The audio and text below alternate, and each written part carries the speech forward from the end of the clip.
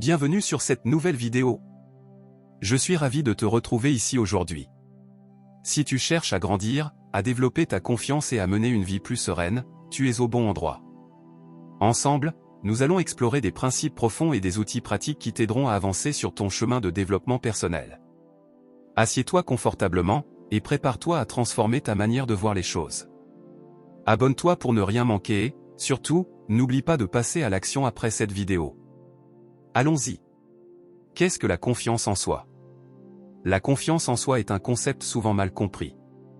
Beaucoup la perçoivent comme une capacité à se montrer fort dans n'importe quelle situation ou à toujours réussir. En réalité, la véritable confiance en soi ne repose pas sur ce que les autres pensent de nous ou sur nos réussites, mais sur une conviction profonde de notre propre valeur, indépendante des circonstances extérieures. Cette confiance repose sur une compréhension claire de soi-même, une maîtrise de ses émotions et une acceptation de ce que l'on peut et ne peut pas contrôler. Le stoïcisme, une philosophie antique fondée par Zénon de Citium au IIIe siècle avant notre ère, offre un cadre pour développer cette forme de confiance en soi. Les stoïciens enseignent que la paix intérieure, et donc la confiance, vient de la capacité à faire la distinction entre ce qui dépend de nous et ce qui échappe à notre contrôle. En se concentrant uniquement sur nos propres actions, et en abandonnant les attentes vis-à-vis des résultats ou de l'opinion des autres, nous pouvons renforcer notre confiance intérieure. Aujourd'hui, dans un monde où les réseaux sociaux, la culture de la performance, et les pressions extérieures créent des attentes toujours plus grandes, les enseignements stoïciens sont plus pertinents que jamais. Ils nous apprennent que la véritable confiance ne vient pas de ce que nous possédons ou accomplissons, mais de la manière dont nous réagissons aux événements de la vie.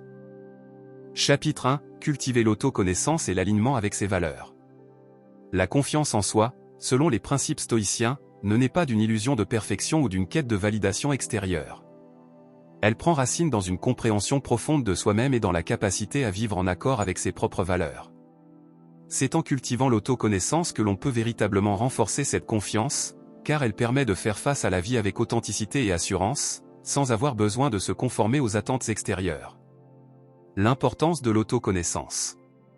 La première étape vers une confiance en soi durable est de se connaître.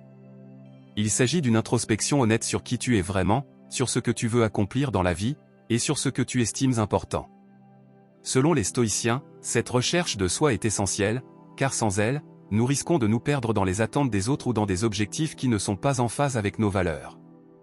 Épictète nous rappelle que les gens ne sont pas perturbés par les choses elles-mêmes, mais par les jugements qu'ils portent sur ces choses. En connaissant tes valeurs, tes forces et tes faiblesses, tu apprends à porter un jugement clair et équilibré sur ce qui t'arrive. Cette lucidité t'épargne des doutes inutiles et te permet de te concentrer sur ce qui te rend unique. Aligner ses actions avec ses valeurs. La confiance en soi ne vient pas simplement de la connaissance théorique de soi-même, mais de l'application de cette connaissance dans la vie quotidienne. Pour être véritablement confiant, il faut vivre en accord avec ses principes et valeurs.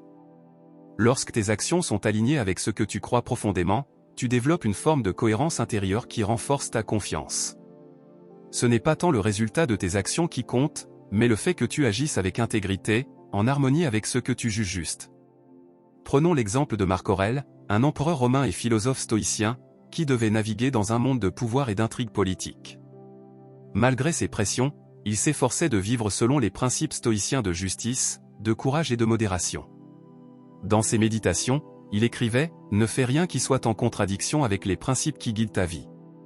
Cette cohérence entre ses croyances et ses actions lui conférait une sérénité et une confiance intérieure, même au milieu des défis les plus difficiles. Le courage d'être authentique. Être soi-même dans un monde qui te pousse à te conformer aux attentes extérieures demande du courage. Cependant, ce courage est la clé de la confiance en soi. Les stoïciens enseignent que la véritable force intérieure vient de l'authenticité, c'est-à-dire de la capacité à être fidèle à soi-même, même quand cela semble difficile. L'un des défis majeurs de notre époque est la pression sociale, que ce soit à travers les réseaux sociaux, la culture de la comparaison, ou les attentes familiales, il est facile de perdre de vue qui l'on est vraiment. Pourtant, les stoïciens nous rappellent que vivre en accord avec nos valeurs est plus important que de répondre aux attentes extérieures.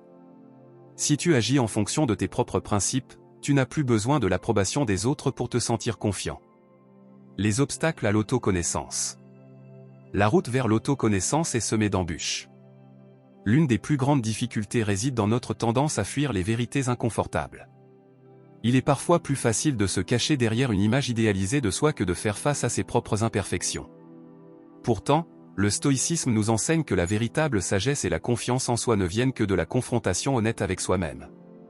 Être conscient de ses défauts et de ses limitations, loin d'être une faiblesse, est en réalité une grande force. Marc Aurèle écrit dans ses méditations « Apprends à être indulgent avec toi-même, comme tu le serais avec les autres ». Cela ne signifie pas que tu dois te complaire dans tes erreurs, mais que tu dois reconnaître que tu es un être humain en perpétuelle évolution. En acceptant tes faiblesses, tu t'offres l'opportunité de travailler sur elles et de grandir. Exercice pratique, journal stoïcien. L'une des meilleures pratiques pour cultiver l'autoconnaissance est de tenir un journal quotidien. Les stoïciens, y compris Marc Aurèle, utilisaient cette méthode pour réfléchir sur leurs actions, leurs pensées et leurs émotions. Chaque soir, prends quelques minutes pour noter tes actions de la journée, en te demandant si elles étaient en accord avec tes valeurs. Interroge-toi sur ce que tu as bien fait, mais aussi sur les moments où tu t'es écarté de tes principes. Cet exercice te permet d'analyser tes comportements de manière honnête et objective, sans jugement. Peu à peu, tu développeras une conscience plus claire de tes actions et de tes motivations, ce qui renforcera ta confiance en toi, car tu agiras de plus en accord avec qui tu es réellement. Chapitre 2, repenser notre perception des autres. La confiance en soi est souvent ébranlée par un élément externe, l'opinion des autres. Dès notre plus jeune âge, nous sommes conditionnés à rechercher l'approbation des autres, que ce soit celle de nos parents, de nos amis, ou de la société en général. Pourtant, cette quête d'approbation peut devenir une source majeure d'angoisse et affaiblir notre confiance intérieure. Dans ce chapitre, nous allons explorer pourquoi chercher constamment à plaire aux autres est un piège, et comment les stoïciens, tels que Marc Aurèle et Épictète, nous enseignent l'importance de se détacher du regard des autres pour cultiver une confiance véritable. Le poids de l'opinion des autres, pourquoi chercher l'approbation est source d'angoisse. Chercher l'approbation des autres est une tendance humaine naturelle, enracinée dans notre désir d'appartenance. Nous voulons être acceptés, appréciés, et valorisés par notre entourage. Mais cette quête peut devenir destructrice lorsque nous en faisons la base de notre identité et de notre confiance en nous. Lorsque nous fondons notre valeur sur le regard des autres, nous nous exposons à l'instabilité et à l'angoisse. Pourquoi ? Parce que l'opinion des autres est par essence imprévisible et hors de notre contrôle. Prenons un exemple simple, imagine que tu fasses une présentation au travail. Si tu t'appuies uniquement sur l'opinion de tes collègues ou de ton supérieur pour évaluer ta performance, tu es à la merci de leurs attentes, de leur humeur du moment, ou même de leurs propres insécurités. En d'autres termes, tu remets ton propre sentiment de valeur entre les mains de quelqu'un d'autre. C'est une position vulnérable, car les attentes et les jugements des autres fluctuent constamment. Les stoïciens considèrent cette dépendance à l'approbation extérieure comme une source d'instabilité émotionnelle. En effet, lorsque ta confiance repose sur des facteurs extérieurs qui échappent à ton contrôle, tu te condamnes à une vie de doute et d'anxiété. Comme l'enseignait Épictète, ce qui trouble les hommes, ce ne sont pas les choses, mais les jugements qu'ils portent sur ces choses.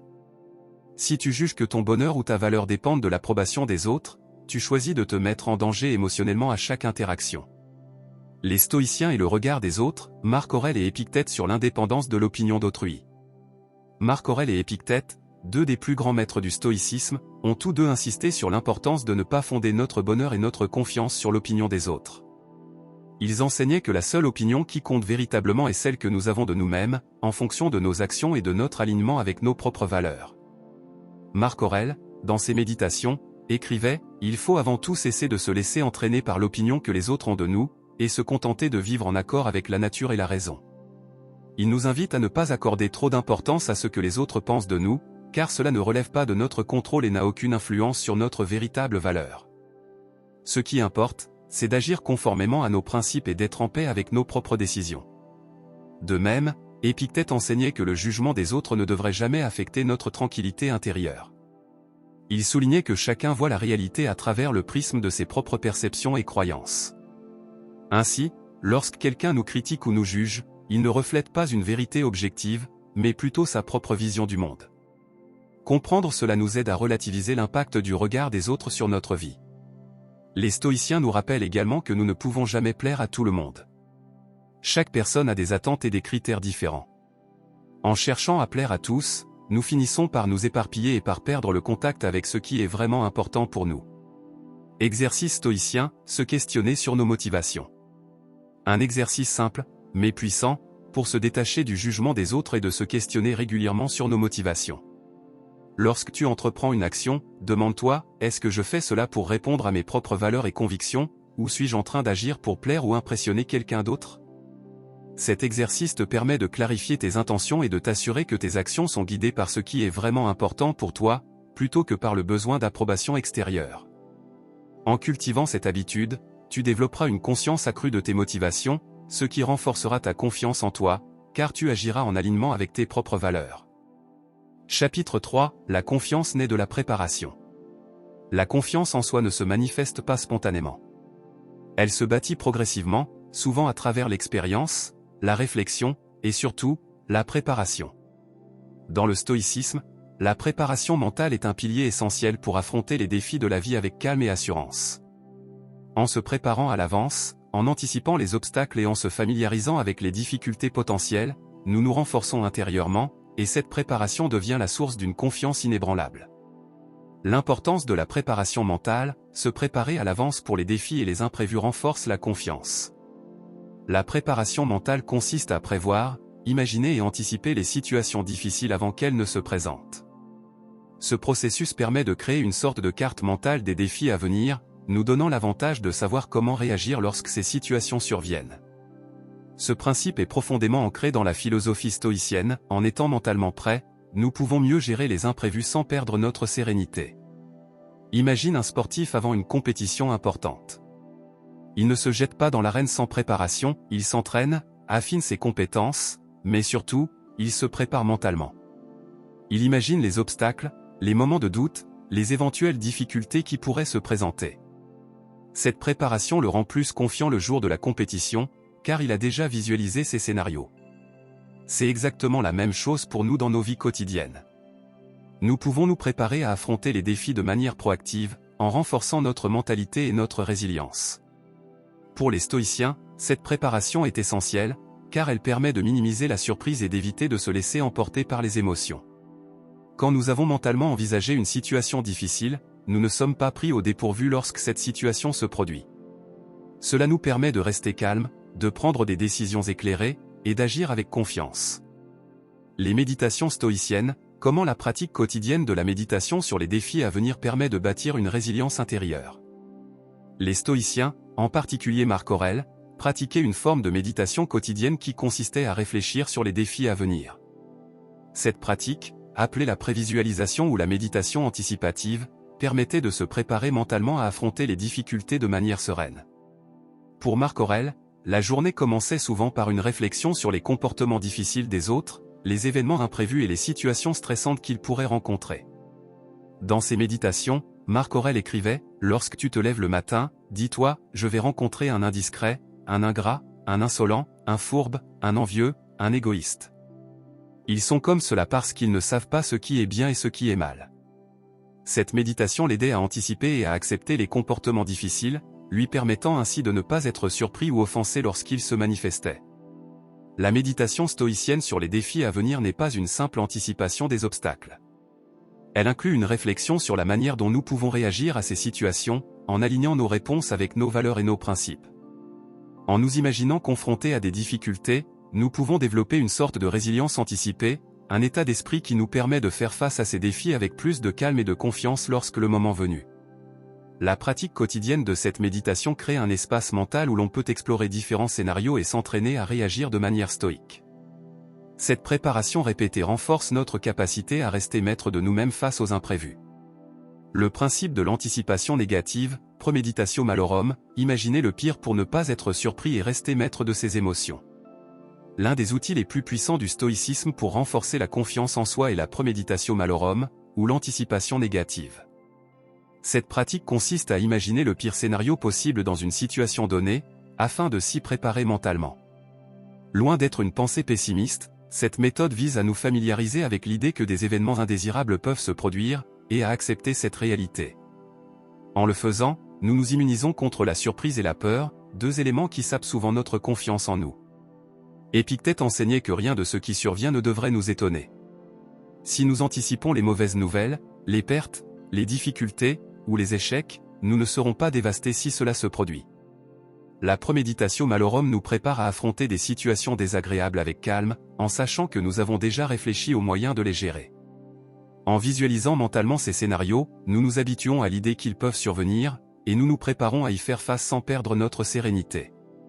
Un exemple classique serait celui d'un entrepreneur qui prépare une présentation devant des investisseurs. En pratiquant la Premeditatio Malorum, il pourrait imaginer que les investisseurs ne soient pas convaincus par son projet, que des questions difficiles lui soient posées, ou que des imprévus techniques surviennent. En s'imaginant ces scénarios à l'avance, il s'y prépare mentalement, de sorte que s'ils se produisent, il ne sera ni surpris ni déstabilisé. La clé de cette technique est l'acceptation. En acceptant que les pires choses puissent arriver, nous éliminons la peur qui les accompagne. Cela nous permet de rester concentrés et de conserver notre confiance, même dans les moments les plus incertains. Exemple d'application, se préparer à une réunion importante ou une situation stressante. Prenons un exemple concret pour illustrer la façon dont la préparation mentale et la Premeditatio Malorum peuvent être appliquées dans la vie quotidienne. Imagine que tu dois participer à une réunion importante au travail, avec des enjeux élevés. Tu sais que la pression sera forte et que le résultat de cette réunion pourrait avoir un impact significatif sur ta carrière. Plutôt que de simplement espérer que tout se passe bien, tu peux adopter une approche stoïcienne et te préparer mentalement à cette situation. Étape 1. Anticipation des défis. La première étape consiste à imaginer les différents scénarios possibles. Quel type de questions pourraient être posées? Quels désaccords ou oppositions pourraient surgir? Quelle est la pire chose qui pourrait arriver au cours de cette réunion? En te posant ces questions, tu identifies à l'avance les défis potentiels et tu te prépares à y faire face. Étape 2. Visualisation des réponses. Ensuite, tu peux réfléchir à la manière dont tu réagirais dans ces situations. Si quelqu'un critique ton projet ou te pose une question difficile, comment pourrais-tu répondre de manière posée et réfléchie? En visualisant tes réponses, tu entraînes ton esprit à réagir avec calme et assurance. Cela te donne une longueur d'avance, car tu as déjà pensé à ces situations et tu sais comment y répondre. Étape 3. Pratiquer la Premeditatio Malorum.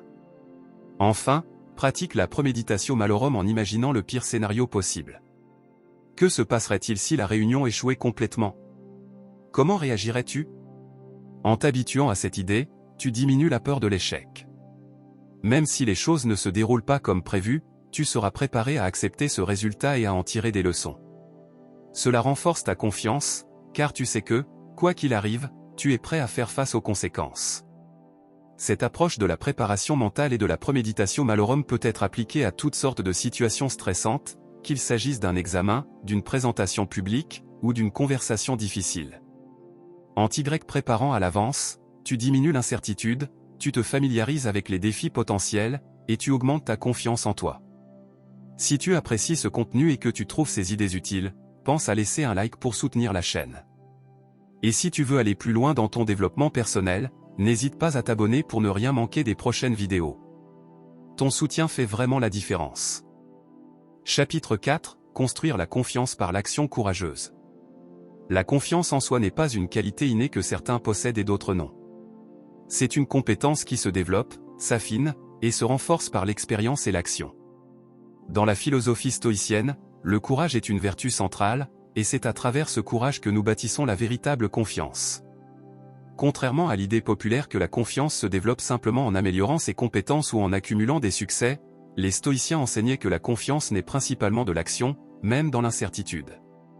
Le simple fait de réfléchir à nos capacités ou de nous sentir capables ne suffit pas, il faut agir, même lorsque nous doutons.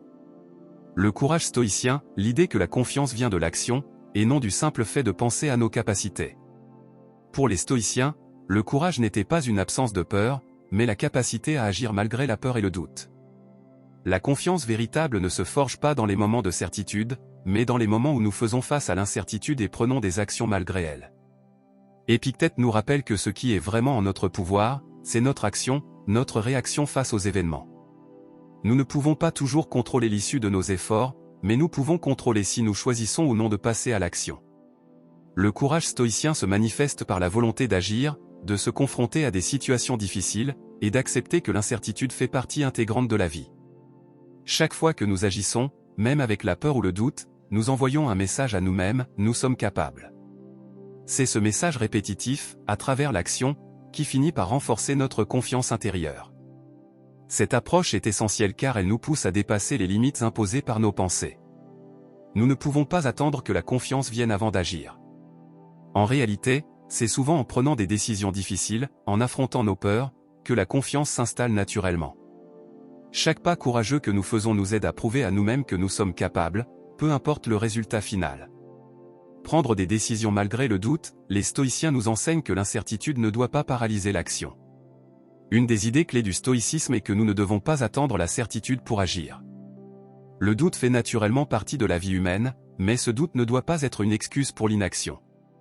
Marc Aurèle, dans ses méditations, nous enseigne que l'action doit primer, même lorsque les résultats ne sont pas assurés. Commencer, et la confiance suivra, disaient les stoïciens. Ce principe implique que nous devons accepter que l'incertitude fait partie du processus.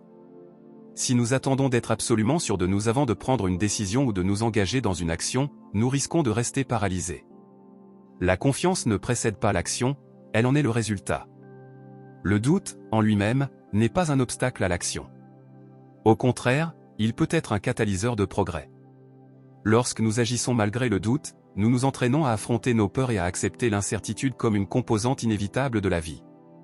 Chaque fois que nous faisons un pas dans l'incertitude, nous renforçons notre résilience intérieure, et par extension, notre confiance. Les stoïciens nous rappellent également que même si une action se solde par un échec, cet échec est une opportunité d'apprentissage, et non une preuve de notre incompétence. L'essentiel est d'avoir pris la décision et d'avoir agi. En apprenant de chaque expérience, réussie ou non, nous devenons plus confiants dans notre capacité à gérer ce qui pourrait arriver. Se lancer, même imparfaitement, l'action est un moyen direct de renforcer la confiance en soi, car elle confronte nos peurs. Une des plus grandes barrières à la confiance en soi est la peur de l'imperfection. Beaucoup d'entre nous hésitent à se lancer dans une nouvelle entreprise ou à prendre une décision parce qu'ils ne se sentent pas encore prêts ou assez bons. Pourtant, les stoïciens nous enseignent que l'attente de la perfection est souvent un piège qui nous empêche d'agir. La clé pour renforcer la confiance réside dans le fait de se lancer, même si cela signifie le faire de manière imparfaite. L'action est une confrontation directe avec nos peurs, en particulier la peur de l'échec ou du jugement des autres. Cependant, c'est précisément en affrontant ces peurs que nous les diminuons. Chaque fois que nous faisons face à une situation difficile et que nous agissons malgré nos doutes ou nos imperfections, nous développons une forme de courage intérieur qui, à son tour, renforce notre confiance. Pour les stoïciens, la perfection n'est pas un objectif. Ce qui compte, c'est la progression et l'effort constant. Chaque action, aussi imparfaite soit-elle, est une étape vers une meilleure version de nous-mêmes. En acceptant que l'imperfection fait partie de la vie et du processus de croissance, nous nous libérons de la pression de toujours devoir être parfait. Agir imparfaitement est donc non seulement un moyen de progresser, mais aussi de construire une confiance basée sur l'expérience et l'acceptation de nos limites. Le simple fait de passer à l'action, même avec des erreurs, nous montre que nous sommes capables de faire face aux défis. Et plus nous agissons, plus cette capacité devient une certitude ancrée en nous. Exercice stoïcien, chaque jour, prendre une petite action qui fait sortir de sa zone de confort. Pour appliquer cette approche dans notre vie quotidienne, un exercice stoïcien simple consiste à se fixer un objectif quotidien de sortir de sa zone de confort. Cet exercice est puissant parce qu'il nous entraîne à affronter régulièrement nos peurs et nos doutes, ce qui renforce naturellement notre confiance en nous. Voici comment procéder. Identifiez une petite action, chaque matin, réfléchis à une action qui te met un peu mal à l'aise ou qui te pousse à sortir de ta routine habituelle. Cela peut être quelque chose de simple, comme parler en public lors d'une réunion, exprimer une opinion impopulaire, ou essayer une nouvelle activité que tu n'as jamais faite auparavant. Passer à l'action, une fois que tu as identifié cette action, engage-toi à la réaliser dans la journée. Ne cherche pas à attendre le moment parfait ou à éviter l'inconfort. Lance-toi et fais-le, même si cela te paraît difficile ou imparfait. Prendre du recul et réfléchir, à la fin de la journée, prends un moment pour réfléchir à ce que tu as accompli. As-tu réussi à réaliser cette action malgré la peur ou l'incertitude? Quelles émotions as-tu ressenties? Te sens-tu plus confiant après avoir fait face à cette situation? Ce moment de réflexion te permet de prendre conscience de tes progrès et de te préparer à relever de nouveaux défis.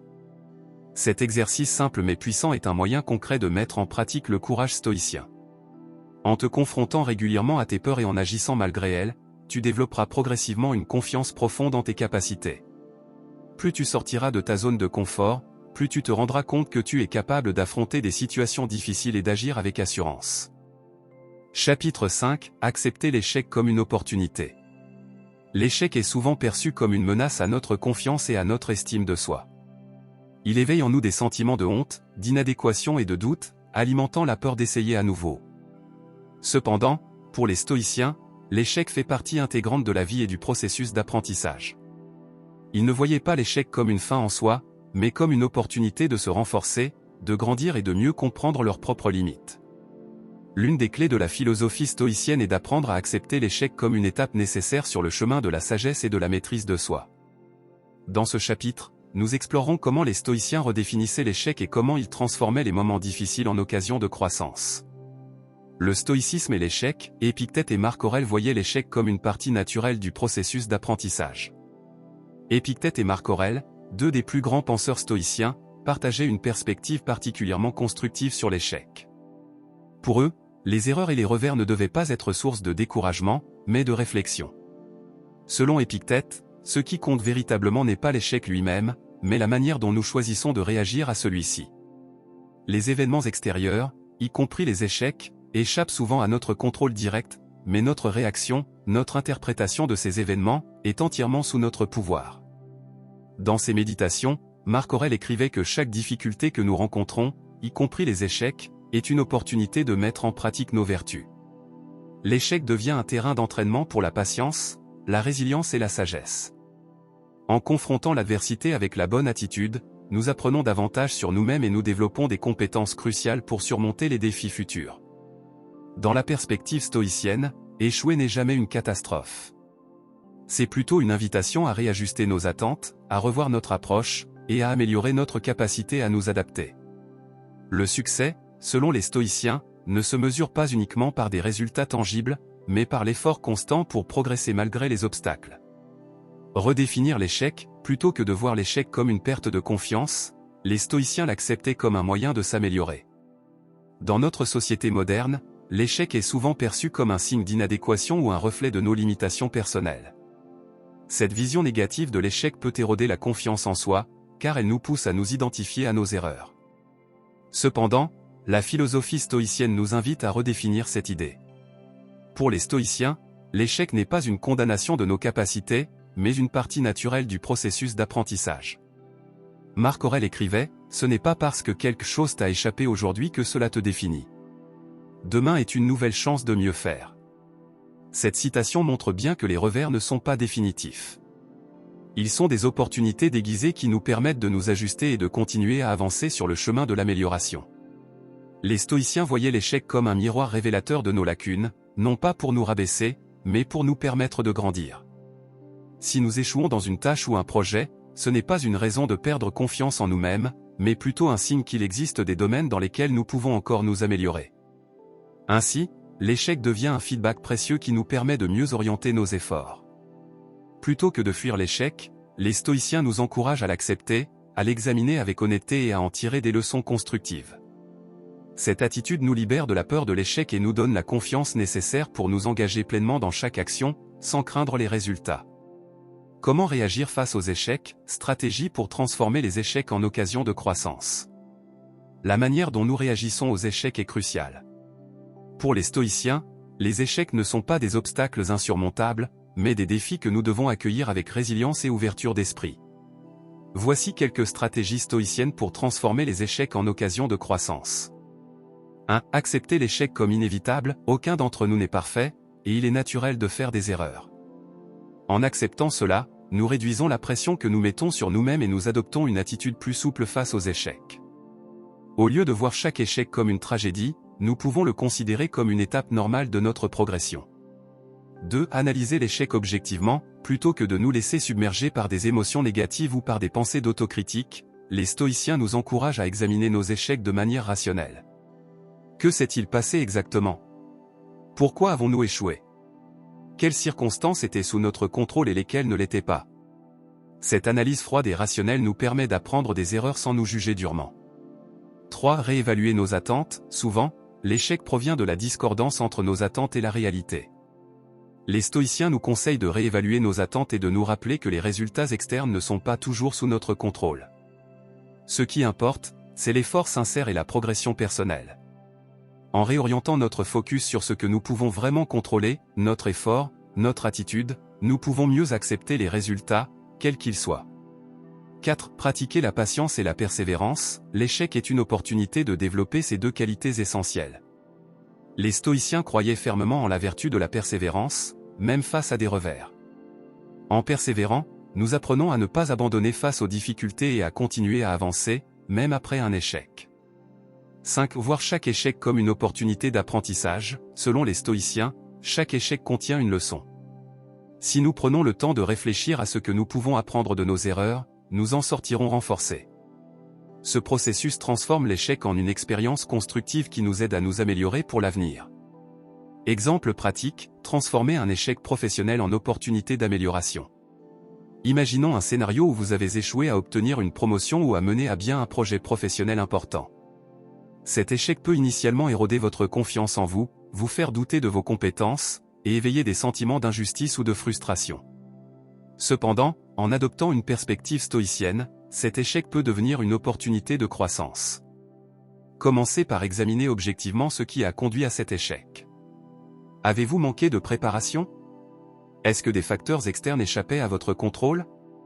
Y a-t-il des compétences que vous pourriez encore améliorer? Ce processus de réflexion vous permet de prendre du recul et d'identifier des domaines spécifiques dans lesquels vous pourriez progresser. Ensuite, au lieu de vous laisser abattre, transformez cet échec en un point de départ pour de nouvelles actions. Si vous avez manqué de compétences particulières, envisagez de suivre une formation ou de demander du feedback constructif à vos collègues ou supérieurs. Si l'échec était dû à des circonstances hors de votre contrôle, apprenez à accepter cette réalité tout en vous préparant mentalement à mieux gérer des situations similaires à l'avenir. Ce processus vous aide non seulement à renforcer vos compétences, mais aussi à affiner votre résilience mentale. En réagissant à cet échec avec sagesse et proactivité, vous développez une plus grande confiance en vous-même, car vous réalisez que vous pouvez surmonter les revers et en tirer des leçons positives. Exercice stoïcien, réfléchir chaque soir sur les échecs de la journée et comment ils peuvent aider à grandir. Les stoïciens pratiquaient régulièrement des exercices de réflexion pour évaluer leurs actions et progresser vers la sagesse. Un exercice utile pour renforcer la confiance en soi face à l'échec est de prendre quelques minutes chaque soir pour réfléchir sur les échecs ou les erreurs de la journée. Voici comment pratiquer cet exercice. 1. Chaque soir, à un moment calme, repense à ta journée. As-tu rencontré des situations où tu as échoué, même de manière minime? Cela peut être un objectif que tu n'as pas atteint, une conversation qui s'est mal passée, ou même une petite erreur dans ta routine quotidienne. 2. Analyse calmement ces échecs. Que peux-tu apprendre de ces situations? Est-ce que ces échecs étaient dus à des facteurs sous ton contrôle, ou échappaient-ils à ton influence directe? Comment aurais-tu pu réagir différemment? 3. Identifie les opportunités d'amélioration. En te basant sur ces réflexions, note un ou deux domaines dans lesquels tu peux t'améliorer. Fixe-toi de petits objectifs pour progresser dans ces domaines les jours suivants. Cet exercice n'a pas pour but de te juger ou de te critiquer, mais de te permettre d'apprendre continuellement de tes expériences. En intégrant cet exercice dans ta routine quotidienne, tu cultiveras une attitude stoïcienne face à l'échec, renforçant ta confiance en toi et ta capacité à transformer chaque revers en opportunité de grandir. Chapitre 6. La maîtrise des émotions pour renforcer la confiance. Les émotions, bien qu'essentielles à l'expérience humaine, peuvent parfois constituer un obstacle à la confiance en soi. Des sentiments tels que la peur, la colère ou l'anxiété peuvent nous paralyser, nous faire douter de nos capacités et nous éloigner de nos objectifs. Cependant, selon la philosophie stoïcienne, apprendre à maîtriser ses émotions est une étape cruciale pour développer une confiance intérieure solide et stable. Ce chapitre explore la manière dont la maîtrise des émotions peut renforcer la confiance en soi, en s'inspirant des enseignements stoïciens sur la gestion émotionnelle. Les émotions et la confiance, comment la maîtrise émotionnelle peut renforcer notre confiance. La confiance en soi repose en grande partie sur notre capacité à réagir de manière appropriée aux défis et aux situations imprévues. Cependant, lorsque nos émotions prennent le dessus, elles peuvent altérer notre jugement et nous pousser à agir de manière impulsive. Une personne qui n'a pas appris à gérer ses émotions peut être submergée par des sentiments de peur ou d'anxiété, ce qui peut l'amener à éviter des situations difficiles et à manquer des opportunités de croissance. Dans ce contexte, la maîtrise des émotions joue un rôle essentiel dans la construction de la confiance. En étant capable de reconnaître, de comprendre et de réguler nos émotions, nous sommes mieux équipés pour faire face aux défis de la vie sans être déstabilisés. Par exemple, lorsqu'une situation stressante survient, une personne émotionnellement équilibrée pourra maintenir son calme, évaluer la situation avec clarté et prendre des décisions basées sur la raison plutôt que sur des réactions impulsives. Cette capacité à rester serein renforce non seulement la confiance en soi, mais aussi la perception que nous avons de notre propre compétence face aux imprévus. La confiance véritable ne se fonde pas uniquement sur nos succès ou nos compétences, mais sur notre capacité à affronter des situations difficiles avec calme et résilience. Lorsque nous maîtrisons nos émotions, nous sommes moins susceptibles de nous laisser emporter par des pensées négatives ou des jugements hâtifs.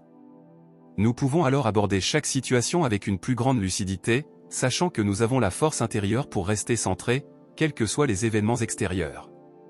Le stoïcisme face aux émotions, ne pas nier les émotions, mais apprendre à ne pas leur être esclave. Les stoïciens ont souvent été mal compris en tant que philosophes prônant la suppression des émotions. En réalité, ils ne cherchaient pas à éliminer les émotions, mais plutôt à ne pas en devenir esclaves.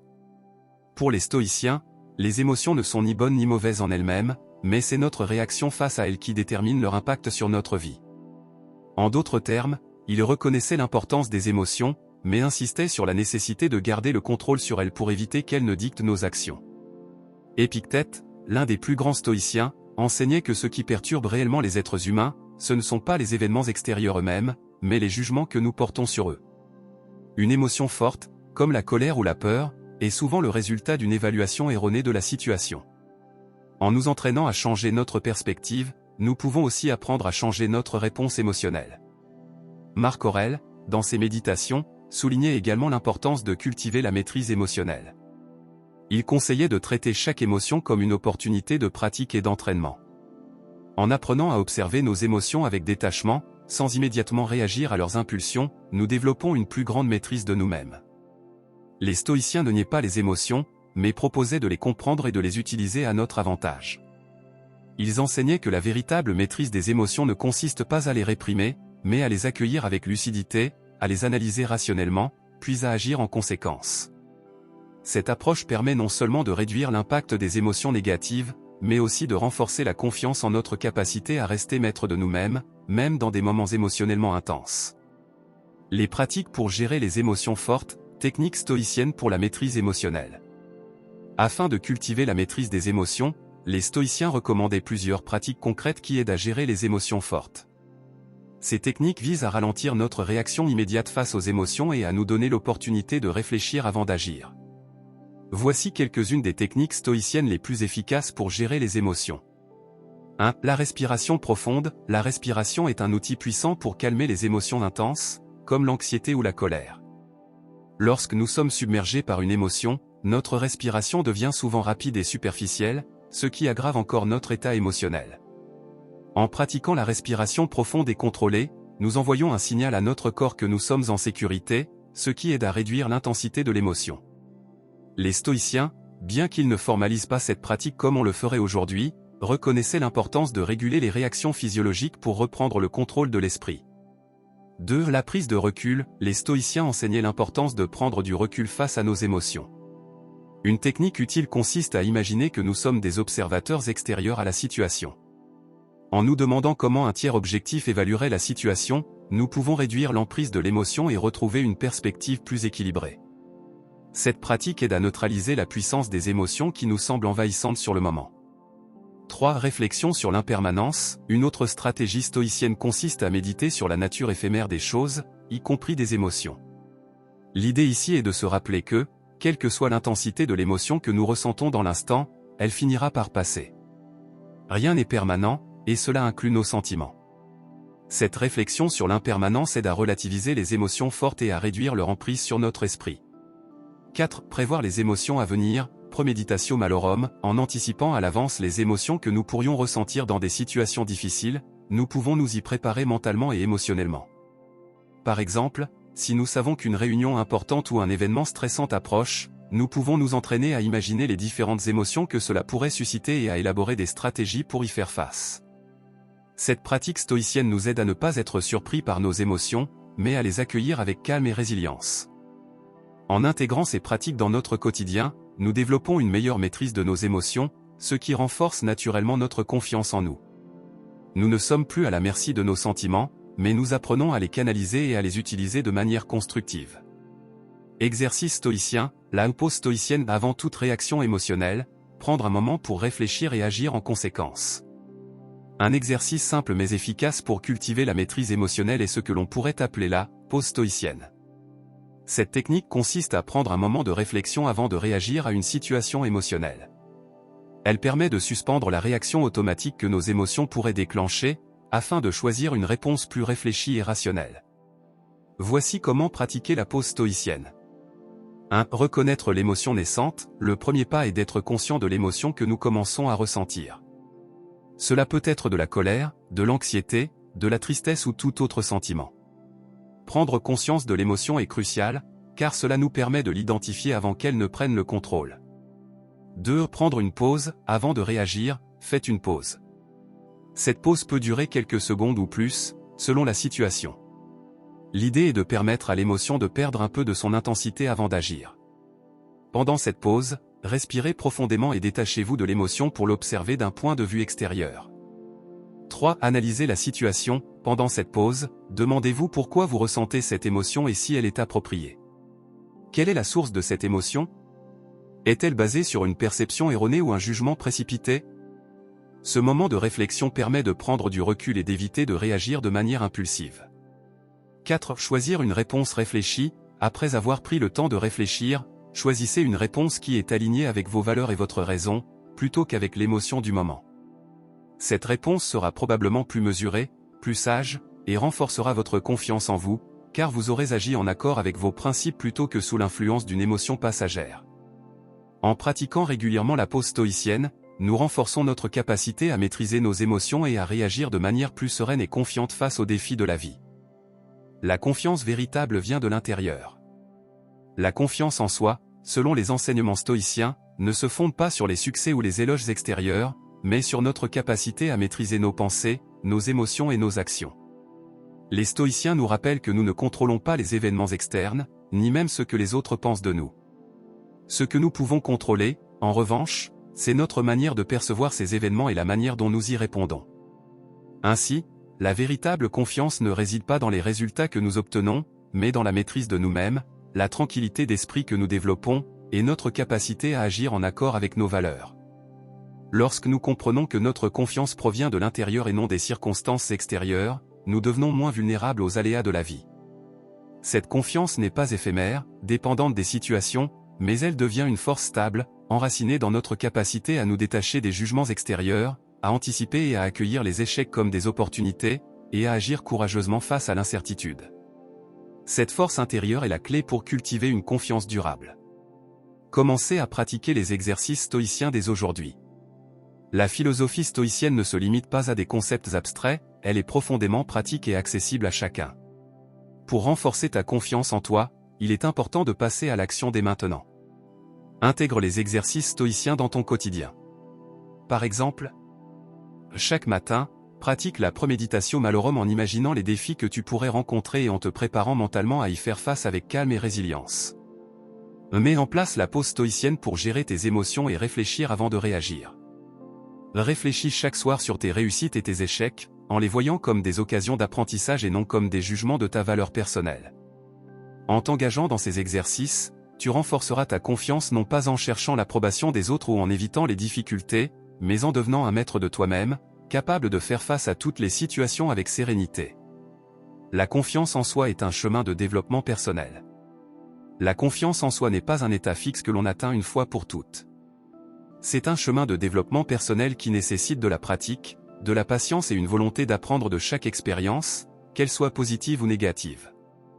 En suivant les principes stoïciens, tu peux cultiver une confiance véritable et durable, car elle repose sur des fondations solides, la maîtrise de tes perceptions, la sagesse dans tes actions, et la capacité à rester centré, peu importe les circonstances extérieures. Souviens-toi, chaque jour est une nouvelle opportunité pour grandir et renforcer cette confiance intérieure. En intégrant les enseignements stoïciens dans ta vie, tu te donneras les moyens de construire une confiance qui ne dépend ni des échecs ni des réussites, mais qui est fondée sur ta propre maîtrise de toi-même. Merci d'avoir regardé jusqu'au bout. Si cette vidéo t'a inspiré ou aidé, un petit pouce en l'air serait vraiment apprécié. Et n'oublie pas de t'abonner pour rejoindre la communauté et continuer à explorer ces sujets ensemble. À très bientôt pour de nouvelles réflexions et actions.